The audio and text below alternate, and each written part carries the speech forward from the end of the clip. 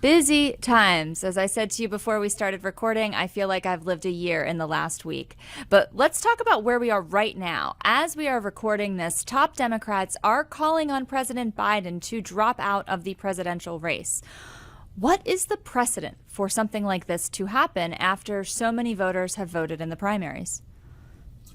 Really, there is none. The primary system as we know it sort of started in 1972.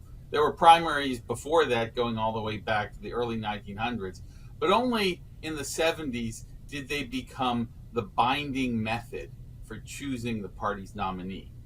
And since then, no one has ever dropped out after winning, which Biden, of course, won. He ran pretty much unopposed. There was kind of token opposition in the form of Dean Phillips, an admirable Minnesota congressman who warned that Biden was not in good enough health or sort of at the top of his game, strong enough to beat Trump in a rematch.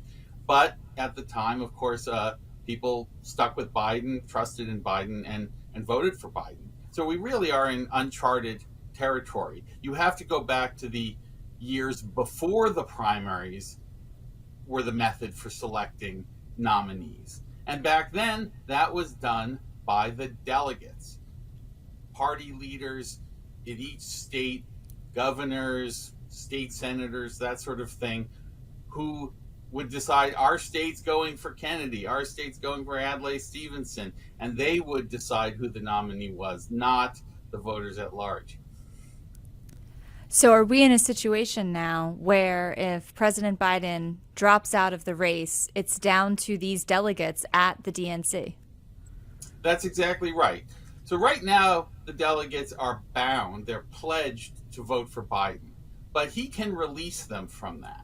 He's the only one who can do that. That's why people have been sort of waiting on Biden to say, I'm ready to step aside, which, as we're talking right now, he still hasn't done, although it's looking like that's at least more of a possibility than it seemed, a week or two ago.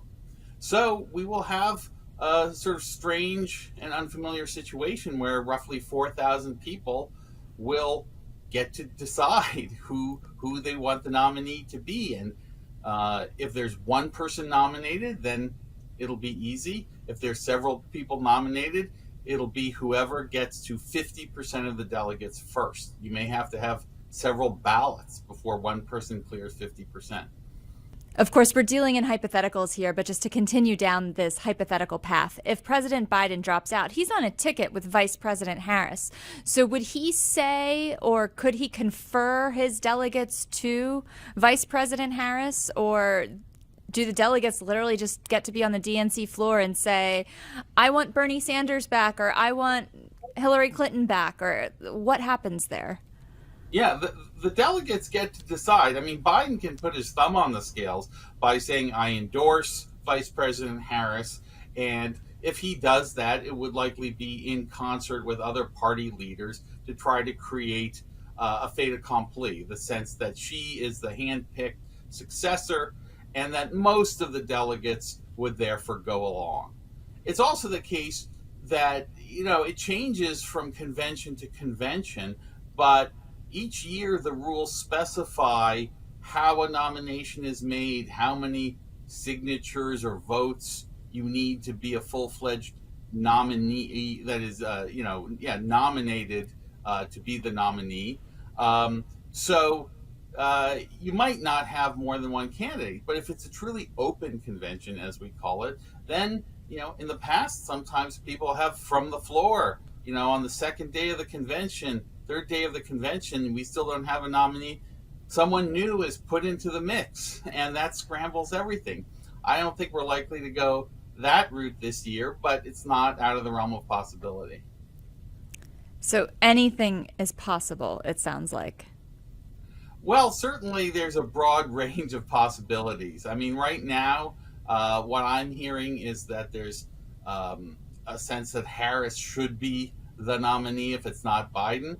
But there's a lot of other people who look at her polling and say she's not that strong against Trump. Shouldn't the party put forward the person who would be the best, strongest nominee. If we're going this unprecedented route of asking, let's face it, a successful one-term president who's proven himself capable of beating Trump, if we're asking him to step aside after having won all the primaries, we should only take that extraordinary measure in order to get the best candidate out there. And depending on your analysis, that may or may not be Vice President Harris.